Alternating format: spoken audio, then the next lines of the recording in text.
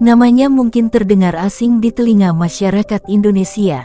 Ahmad Suraji, lahir tanggal 10 Januari tahun 1949 di Desa Deli Serdang, Sumatera Utara.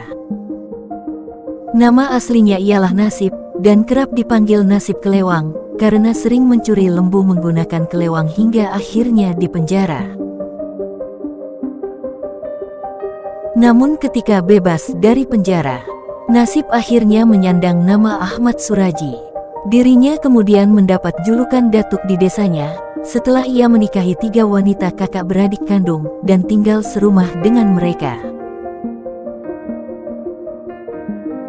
Kegilaannya dimulai pada tahun 1986.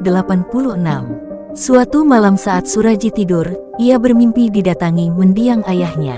Dalam mimpinya tersebut, ayahnya yang dulu berprofesi sebagai dukun, akan mewariskan sebuah ilmu sakti kepadanya.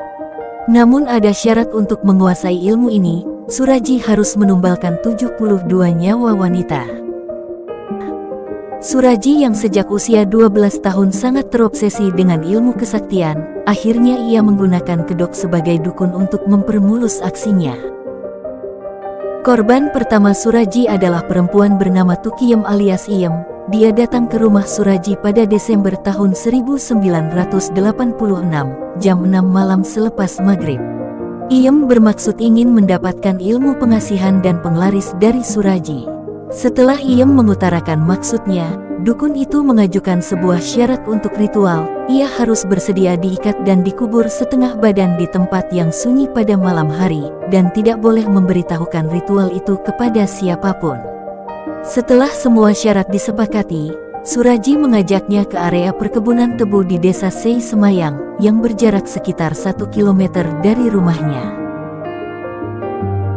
Saat keluar, Suraji membawa cangkul, tali, dan karung. Sedangkan Iem mengikutinya dari belakang. Setelah menemukan lokasi yang cocok untuk ritual itu, Suraji meminta Iem memegang senter untuk menerangi tanah yang bakal digalinya. Suraji menggali lubang sedalam 1 meter. Karena biasa mencangkul, tak butuh lama bagi Suraji untuk membuat lubang seukuran itu. Suraji lalu meminta Iem masuk ke lubang. Kedua kaki dan tangan Iem diikat tali sambil berdiri. Setelah itu, Suraji naik, lalu mengubur lagi lubang dengan tanah. Tubuh Iem terkubur mulai kaki hingga dadanya. Kemudian Suraji jongkok di sebelah Iem dan menyandarkan kepala Iem di atas paha kakinya. Namun tiba-tiba, tangan kiri Suraji menutup mulut dan hidung wanita itu. Sedangkan tangan kanannya mencekik leher Iem. Otomatis, korban tak bisa berontak karena hampir seluruh badannya sudah terkubur di dalam tanah. Dalam hitungan menit, nyawa Iem pun melayang, meninggal seketika di tempat itu. Setelah korban dipastikan tidak bergerak, ia pun melakukan ritual dengan meminum air liur korbannya yang hendak dijadikan tumbal. Setelah itu, tubuh korban diangkat kembali. Ia membuka ikatan tali di kaki dan tangan Iem, dan membuka seluruh pakaiannya. Lalu Suraji menguburkan kembali korbannya di tempat itu juga. Esok paginya, Suraji beraktivitas seperti biasa, bertani. Seolah-olah tak ada kejadian apapun. Satu persatu wanita dijadikan tumbal oleh Suraji, dibunuh secara keji. 11 tahun sudah Suraji melakukan kegilaan itu, dan berhasil menyembunyikan segala perbuatannya dari masyarakat maupun pihak berwajib. Cara membunuhnya pun beragam, tapi yang pasti ia selalu melakukan ritual menjijikkan setelah menghabisi nyawa korbannya, dengan meminum air liur dan melepaskan harta benda mereka. Hingga akhirnya tibalah suatu sore di tanggal 27 April tahun 1997. Di Dusun Aman Damai tempat Suraji tinggal, mendadak gempar ketika ditemukan sosok mayat wanita muda tanpa busana di kebun tebu. Warga kemudian berbondong-bondong datang untuk melihat mayat siapakah itu. Keadaan juga semakin memanas ketika ada seorang wanita muda desa, bernama Sri Kemala Dewi, 21 tahun, yang menghilang sejak 3 hari terakhir. Benar saja, ternyata mayat itu adalah Sri Kemala Dewi. Mendapati kasus tersebut, kepolisian Mapolsek setempat segera menurunkan tim untuk menyelidiki bagaimana mayat Dewi bisa sampai di situ. Sebelum menghilang, Dewi sempat dikabarkan bertengkar dengan suaminya, Tumin. Awalnya orang tua Dewi dan warga menuding Tumin pelaku pembunuhan istrinya sendiri. Polisi lantas menahan sementara Tumin untuk dimintai keterangan.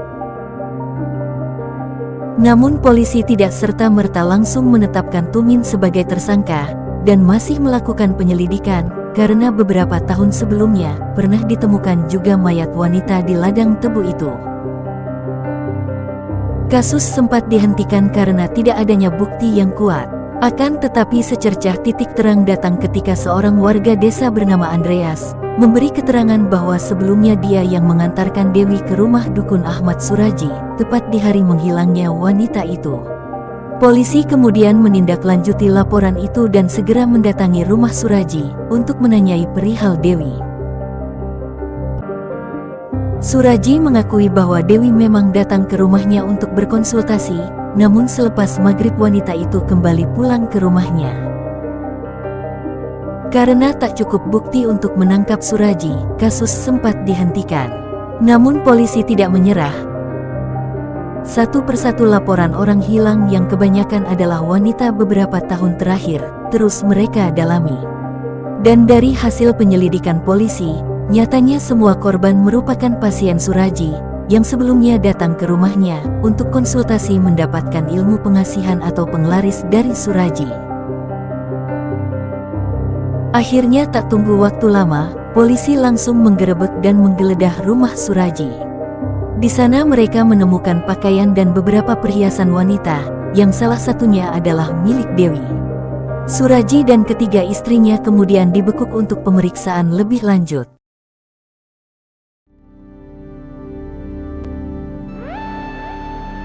Lewat proses interogasi yang panjang, akhirnya muncul pengakuan dari mulut Suraji. Dia mengaku memang membunuh Dewi. Polisi tidak berhenti di situ, Suraji didesak terus. Dari yang semula hanya mengaku membunuh Dewi, Suraji akhirnya mengaku telah membunuh 16 perempuan.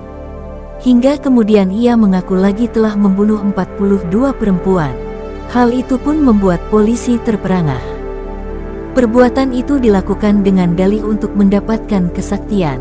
Pembunuhan berantai ini dilakukan dari 1986 hingga 1997. Bahkan Suraji mengaku, sebenarnya tumbal yang ia butuhkan masih kurang, karena bisikan gaib dari mendiang ayahnya memerintahkan untuk membunuh 72 perempuan.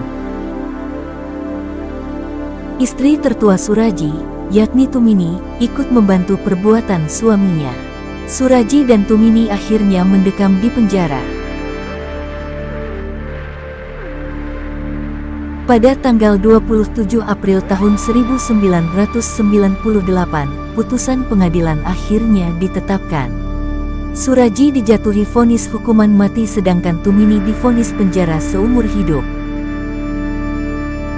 Suraji mengajukan permohonan grasi kepada Presiden Megawati Soekarnoputri pada Agustus tahun 2004, namun permohonan itu baru terjawab pada November tahun 2007 dan ditolak oleh Presiden Susilo Bambang Yudhoyono. Tanggal 10 Juli tahun 2008 pukul 10 malam, eksekusi mati akhirnya dilaksanakan. 3 buah peluru dilesatkan ke dada Suraji, yang mengakhiri riwayat pembunuh berantai paling bengis di Indonesia waktu itu.